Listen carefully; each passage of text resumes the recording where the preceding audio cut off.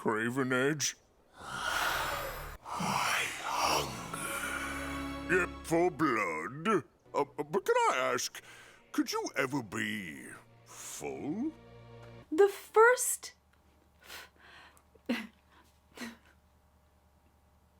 inkling that we get that Grog is not so sure about the relationship with him and Craven Edge, it's hard because like the hair keeps on like going into my mouth and then I'm eating it. It's okay. I'm gonna like hack up a hairball like the cat. Grog, are you talking to your... Yep, just asserting my dominance. Can you play me a tune? In this private moment that he is talking to Craven Edge, which is adorable, but he doesn't want to tell anyone else that his sword talks to him. Now, odds are Grog does not know that the sword is evil, but he doesn't want anyone to know about this relationship, which is the first inkling that he has an idea that it is a unhealthy relationship that he doesn't yet want to get rid of. What's in this for you? The blood of your enemies feeds me. Their strength becomes yours. That is our exchange. Is it? The second hint is probably Craven Edge's really deep, sinister, whispery kind of voice. The issue with intelligent weapons, especially ones that have an evil alignment, is that they all have an objective that they want you to fulfill. And so it ends up kind of becoming like an abusive relationship, also a feeding of an addiction, which often happens in an abusive cycle. And a lot of that abusive cycle is kind of played out in this relationship with Craven Edge. It kind of feels... It matters not. I hunger always. I sympathize with that. Craven Edge is kind of gaslighting Grog, which also is a very common theme in an abusive relationship. You enjoy that high of the dopamine when things are good, but they all come with a cost. And it's also very similar to that cycle of addiction. When you're away from it, you want that high, that power, that this weapon is telling you that you will be powerful and great, like Galadriel with the ring. And let's be honest, most of us would take the ring. Maybe 1 out of 100 would not take the ring, but like we're all taking the ring. You know, we'll do good with it. Feed me. Well, I'm trying. What was that, buddy? I just love me some blueberry pie. In those cycles of abuse, you end up having when times are good and things are peaceful, but then that hunger, that need, or that volatility kind of grows and becomes worse. And then after the fight or the issue that happens, you end up with a peaceful part again. You also sometimes trauma bond, where you end up wanting to appease this creature that tells you that you are going to be mighty and powerful with it. No.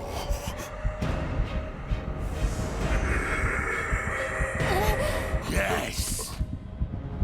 And then we have this cautionary tale of what could happen if Grog gives in to this addiction, this need to fill his sword. For addictions and abusive relationships, often it's already feeding one of our weaknesses or wounds. In this case, Craven Edge fills that wound of Grog not being strong enough or tough enough or being able to be accepted by his tribe. He's so much more susceptible to the wants of Craven Edge. If Craven Edge was offering him great skills in decor or decorating, that probably wouldn't have been something that would have appealed to Grog. Might have been good for Scanlan though, but for Grog, this is exactly what he wants, and that's always that dangerous mix, when something can give you that feeling or want or dopamine that you've been lacking, and when it fits to be able to rewrite that negative voice for you, or at least you believe it will. And it also makes a lot of sense for Craven Edge to want to separate Grog from his friends, because that's the greatest threat to Craven Edge, that Grog may pick his friends over Craven Edge. And so a lot of times in an abusive relationship, that person tries to separate you from friends, support, money, and pretty much tell you that you are nothing without it. Quiet, you! You will feed me. You, talking to, big guy? No, the trees. And the reason that Grog doesn't want to tell anyone is because he enjoys Craven Edge. He enjoys that feeling of power and control that Craven Edge ends up giving him. And if everyone kind of noticed that he has this sketchy sword with him, they may ask him to be separated from it. And he's not ready yet. Even with that cautionary dream of him murdering all of his friends. Give me that jugular!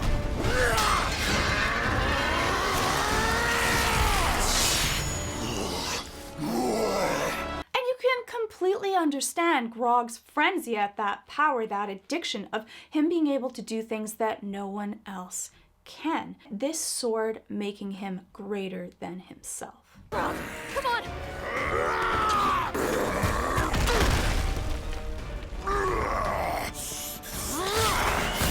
When is this something that you should deal with? When you no longer listen to that voice of reason, when it ends up becoming something that kind of takes over your life, stops you from being able to see things as clearly. Now, for intelligent weapons and for addictions or dealing with being in an abusive or controlling relationship, it is really this battle of will, this will of being able to break free. You can tell that for Grog, he's not really there. You can see it in his eyes. They're kind of glossed over, which happens when we're really addicted to something. It happens when we're dealing with feeling really scared or really angry. Our limbic system kind of takes over and we're not paying attention to the things that we need to. We're not really using our cognitive center. The same thing if you're on very heavy drugs, and that's why it becomes very difficult. Our brains are made to want to feel good over feeling bad, and often with extra substances, yes, even a very powerful sword, that it feels so good that it kind of overrides our pleasure center. And the worst part is that then normal feels bad because our brain only notices the difference in our feeling. So if you have this high of happiness, then normal ends up paling and feeling actually kind of bad. And you may also end up going through withdrawal, which can happen for relationships just like it can happen for an addiction or a sword.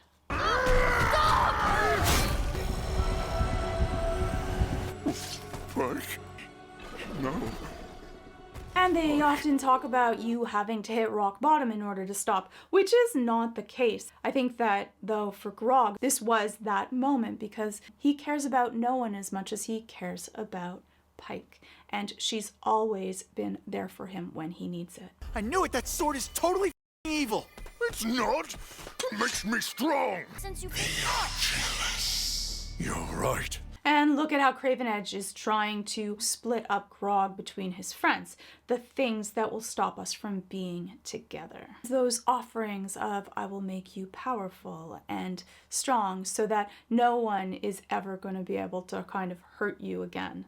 That's the things that Craven Edge offers, the things that Grog always wanted to be, because he wasn't the strongest in his tribe. That is a wound of Grog's that he needs to deal with. They are jealous. It talks to you? I don't know what that sword is telling you. Grog? What are you doing? If you've ever gone through a strong feeling of addiction, like, it actually does change the way that you're thinking. You're not really thinking straight because everything that's in your mind is about the thing that you are addicted to and how you can get that feeling again. And you end up chasing that high of that feeling, and everything else doesn't seem to be as exciting or new or fun. And when people are on or dealing with their addiction, you're not really talking to them. You're kind of talking to that primal addictive part of their brain, which makes dealing with things cognitively so much more difficult. What are you doing? Nope. Not listening. Sorry. Fool. You're not destroying me. You're destroying us. But I love that it goes back to that pure relationship that Grog has with Pike, that even though this really intelligent weapon with tons of ego strength is telling him not to do it, Pike just really has to speak very honestly to Grog, and Grog is going to follow her lead. He chooses Pike over pretty much anything, and probably anyone. And that's what good friends do. They make you stronger than you are. They're there to have your back when you're at your worst. They're there to be able to understand even when the worst things have happened, even if you've done it. And I love that. Like, that Pike is so forgiving, though he actually did stab her. But she understands what he's going through. She really sees the heart of Grog. I don't know what came over me. I thought you healed him. Yeah, I tried. My muscles! Where'd they go? And what a fitting consequence that Craven Edge takes away the one thing that he had promised him, strength and power. And now Grog has to deal with what he is without that. And I think that that's a really cool journey for Grog to go on. And I think that that really will answer the question of, Where does your strength come from?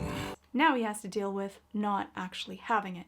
And did he even mean physical strength in the first place? Want to prepare yourself to live through the zombie apocalypse? Start learning those skills you'll need now with Brilliant, where you will gain an understanding of the basics of computer science, physics, quantum mechanics, game theory, and everything you need to be prepared to be the Last of Us. Brilliant is an amazing tool for learning STEM interactively. So if you want to learn more about science, technology, engineering, mathematics, check out Brilliant's growing catalog of courses, which are specifically crafted to help you learn concepts through working through them yourself in visual, hands-on ways. And all the lessons are presented in these little bite-sized pieces, so you can learn at your own pace, no pressure. And if you ever feel stuck, Brilliant has in-depth explanations that break down the material even more. Like their courses on logic with challenging problem-solving exercises that allow you to construct the critical thinking skills that are the basis for mathematical reasoning and surviving when there's a whole bunch of zombies coming at you. And Brilliant has thousands of lessons just like these with new exclusive content being added every single month. So you never have to stop learning and you can learn without having to break your budget.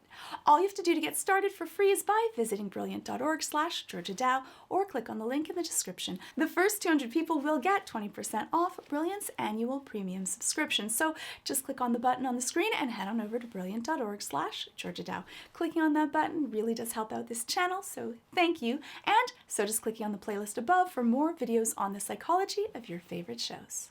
So this is, I'm so happy this is done. That is my thought on Grog and Craven Edge. Let me know your thoughts in the comments below. And if you've ever played D&D with an intelligent weapon, how did it go for you?